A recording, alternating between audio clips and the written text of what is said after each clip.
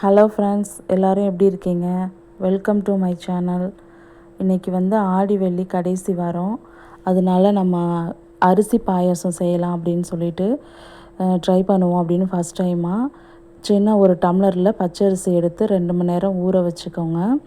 அதுக்கப்புறம் அதை நல்லா கழுவிட்டு ஒரு காட்டன் துணியில் இது மாதிரி லேசாக உணர வச்சுக்கோங்க. நம்ம மாவிளக்கெல்லாம் இடிப்போம் இல்லையா, அந்த பதத்துக்கு இருக்கும்போது அதை நம்ம ஒரு மிக்ஸி ஜாரில் எடுத்து பவுட்ரு பண்ணி வச்சுக்கலாம்.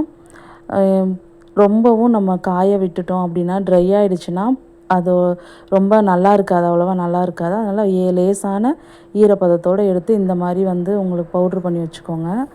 அதுக்கப்புறம் நான் 1 டம்ளர் அரிசிக்கு 2 டம்ளர் பால், அரை சொம்பு தண்ணி எடுத்திருக்கேன். நான் பசும்பால் எடுத்திருக்கேன். நீங்கள் பாக்கெட் பாலாக இருந்தாலும் ஓகே, அதையும் நீங்கள் எடுத்துக்கலாம்.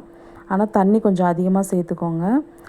நம்ம பால் மட்டும் நிறையா வச்சோம் அப்படின்னா திக்னஸ் பிடிச்சிக்கும். அதுக்கப்புறம் தனியாக 1 டம்ளர் பாலும் கொஞ்சம் தண்ணியும் அது கூட கலந்து தனியாக எடுத்து வச்சுக்கோங்க. நம்ம அரிசி மாவு மிக்சியில் அரைச்சோம் இல்லையா, அந்த பொடி பண்ணதை எடுத்து இது கூடவே சேர்த்துக்கலாம். சேர்த்துட்டு கைவிடாமல் கிண்டிகிட்டே இருக்கணும். கனமான பாத்திரமாக இருந்தது அப்படின்னு சொன்னால் நம்மளுக்கு அடி பிடிக்காது. ஏன்னா மாவுங்கிறனால உங்களுக்கு சட்டுன்னு இது ரொம்ப கெட்டித்தன்மை கொடுத்துரும். அதுக்காக தான் அந்த எக்ஸ்ட்ரா பாலும் தண்ணியும் கலந்துக்க சொன்னேன். அது கூட சேர்த்து கலந்துக்கிட்டோம் அப்படின்னா ரொம்ப திக்னஸ் கொடுக்காம அடி பிடிக்காமல் இருக்கும். அதுக்கப்புறம் இது கூட நல்லா கொஞ்சம் வெந்து வந்த மாதிரி உங்களுக்கே தெரியும். அது கூட நீங்கள் நான் 1 டம்ளர் அரிசிக்கு 1.5 டம்ளர் வெல்லம், அதாவது நான் அச்சு வெல்லம் எடுத்திருக்கேன். எப்போவுமே உருண்டை வெல்லம் தான் நான் எல்லாத்துக்குமே யூஸ் பண்ணுவேன்.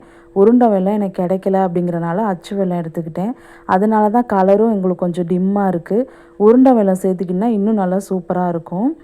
அதுக்கு நீங்கள் ஒரு பேனில் அப்புறம் கொஞ்சமாக நெய் விட்டு முந்திரி திராட்சை நல்லா வறுத்து எடுத்து அது கூட சேர்த்துக்கோங்க.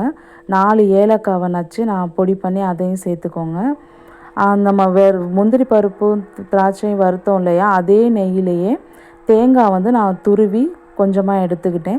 நீங்கள் பல்லாக அப்படியே சில்லு மாதிரி கட் பண்ணி அதையும் நீங்கள் நெய்யில் வறுத்து போட்டாலும் அதுவும் நல்லாயிருக்கும். இல்லைனா அப்படி திருவி போட்டிங்கனாலும் நல்லாயிருக்கும்.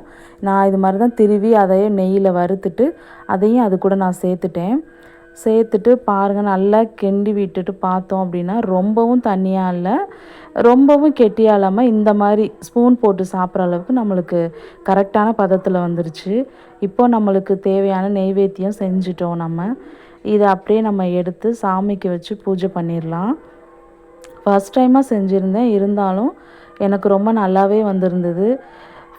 கொஞ்சம் அடி பிடிச்சிருமோ அப்படின்னு நினச்சிட்டு இருந்தேன். பரவாயில்ல, எல்லாம் கரெக்டாக நான் பண்ணிட்டேன்.